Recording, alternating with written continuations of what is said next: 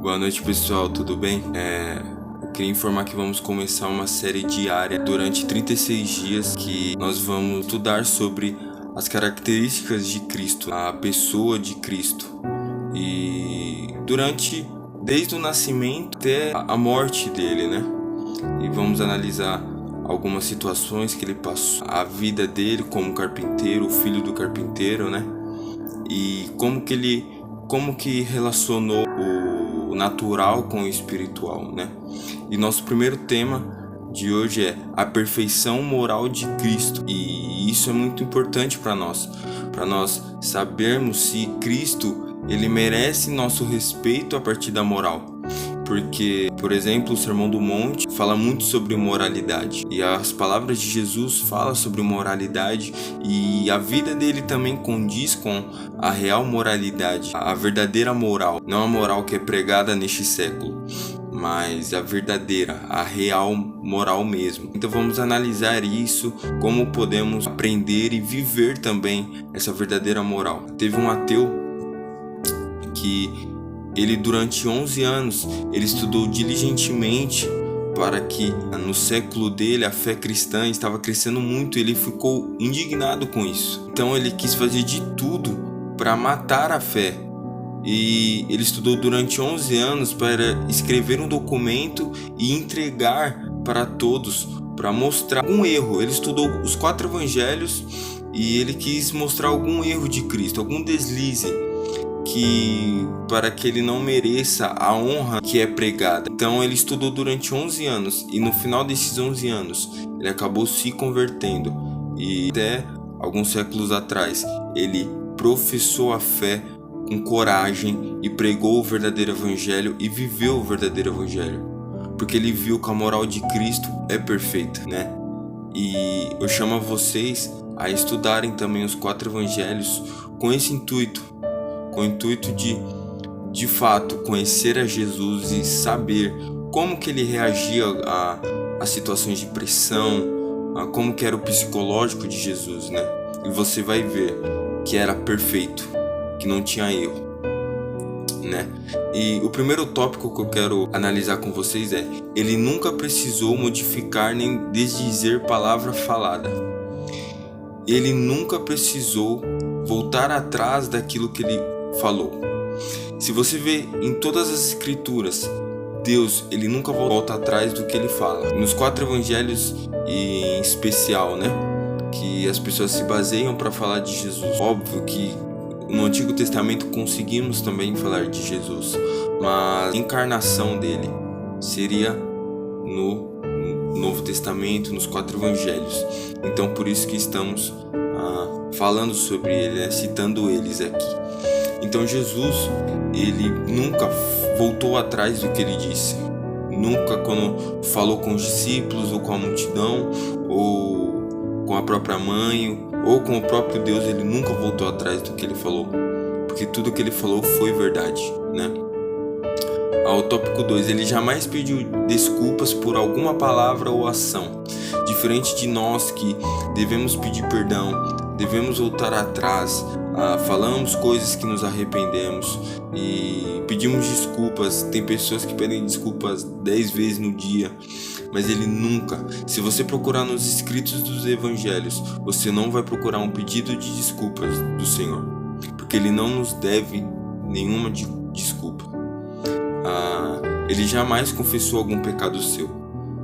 Em João 8,46, o versículo diz: quem de vós me convence de pecado? Ele desafiou a eles, é como parafraseando Jesus, é como se ele estivesse falando: analisem a minha vida e digam algum momento em que eu falhei, em algum momento que eu pequei contra o Senhor, contra Deus, né? E vocês vão falhar, porque eu nunca pequei contra o Senhor, eu nunca pequei contra Deus, né?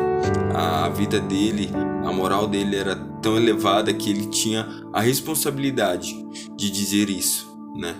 A um público que até vivia com ele. Os próprios discípulos estavam lá com ele quando ele citou isso. E ele falou: quem de vós? E ninguém teve essa capacidade. O 4, ele jamais procurou conselho. Temos um exemplo de João 2, do 4 ao 5, em que ele fala com a mãe dele, né, com Maria, que foi o primeiro milagre dele em um casamento. E acabou o vinho ali, e a Maria quis aconselhar a ele. Fala: Jesus, acabou o vinho. E ele fala: o que tenho eu contigo, mulher? Ali ele está quebrando toda o pensamento de que Maria tinha, que tinha alguma autoridade sobre ele, né? Como alguns irmãos pensam que Maria tem autoridade sobre Jesus. E ali é um exemplo nítido de que não, Maria não tem poder sobre Jesus, que é muito ao contrário, né? E quinto, ele não se esforçava para esclarecer nenhum comportamento seu que pudesse ser mal compreendido. Em João 11, 3, 6, 21, 32 e 37 podemos ver isso. Quando Jesus estava dormindo no barco e vem a tempestade e os seus discípulos ali apavorados e Jesus dormindo, né? E ele volta, ele sai, acalma a tempestade e não explica. Ele não explica porque, como ele estava tão calmo, como que ele fez aquilo, mas ele esperava que Deus revelasse essas verdades ao partir do tempo, né? Tanto que tem coisas que nós entendemos hoje, que estudamos hoje, que talvez naquela época eles não sabiam, né? Conseguimos refletir mais sobre a obra de Jesus, conseguimos pensar mais sobre a pessoa de Jesus, né? E naquele momento Jesus ele não perdeu tempo para se explicar, mas ele sempre deixou que Deus revelasse aquilo que fosse da vontade dele ao partir do tempo. E o 6, ele jamais solicitou oração por si mesmo, né? Jesus, ele nunca chegou em alguém e falou: ora por mim, como a gente tem o nosso costume, né? Ora por mim, eu estou enfermo, ou estou em pecado, ou algo do tipo. Não. Ele pediu para os discípulos que vigiassem com ele, mas ele nunca pediu oração por ele mesmo. E ele pediu para que vigiassem, para que eles não entrassem em tentação, mas ele jamais pediu oração por ele mesmo, jamais. Essa passagem nós vemos em Mateus 26, do 36 ao 46. E com isso, eu quero dizer que nós vemos que Jesus, muito diferente de outros líderes, né? Que muita gente fala que Jesus combateu o sistema, ele foi um líder que combateu o sistema, ou um comunista, um socialista, ou algo do tipo. Mas vocês estão querendo enquadrar Jesus em um padrão de líderes que falharam, que tiveram que voltar atrás de algo que disseram. Nunca existiu um homem na face da terra que não voltou atrás do que disse em algum momento. Às vezes você fala uma besteira quando você tinha 10 anos de idade, e quando você alcança seus 20 anos, ou antes disso até, você vê que aquilo que você falou era uma besteira. E Jesus nunca teve isso. Mesmo com 10 anos de idade, o que ele disse com 10 anos de idade perdurou sobre todo esse tempo. E por isso que a Bíblia relata que ele crescia em sabedoria. E o próximo tema nosso vai ser a pré-existência de Cristo.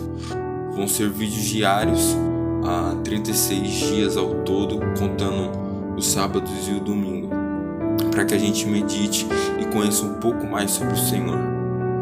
Até o próximo vídeo.